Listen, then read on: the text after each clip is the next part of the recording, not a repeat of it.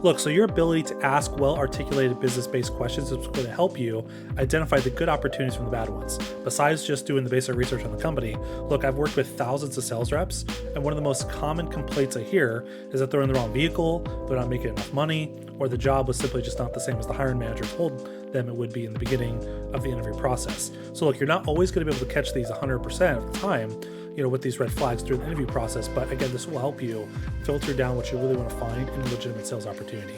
So here are 13 questions you want to ask in order to vet that company to make sure it's a good fit for you.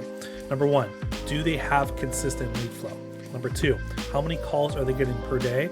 How many are actually going to be yours? Number 3, total monthly revenue of the company. Number 4, what's the show rate percentage?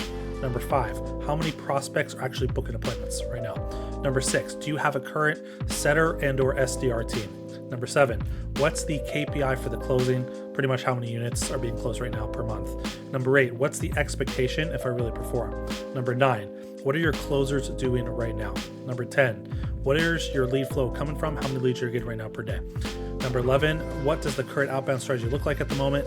And number 12, how many leads in total are coming in every single month? And number 13, what is the current client retention rate looking like? Now, depending on what stage of the interview process you're in, again, you're not going to be able to ask all these questions all at once, but I would pick the top 5 questions that you care about the most in this situation to determine if the offer is actually a good cultural fit for yourself. Now, granted, some recruiters may not know these numbers immediately based off your questions, so that's why it's going to depend really on where you're at with the interview process. But look, if you're speaking with that sales manager or that CEO or the HR person internally, they have to know some of these numbers. They should know some of the basic numbers. And one of the huge, big red flags that you want to look out for would be if they don't answer these properly, or they don't, know any of the questions you're, asking here.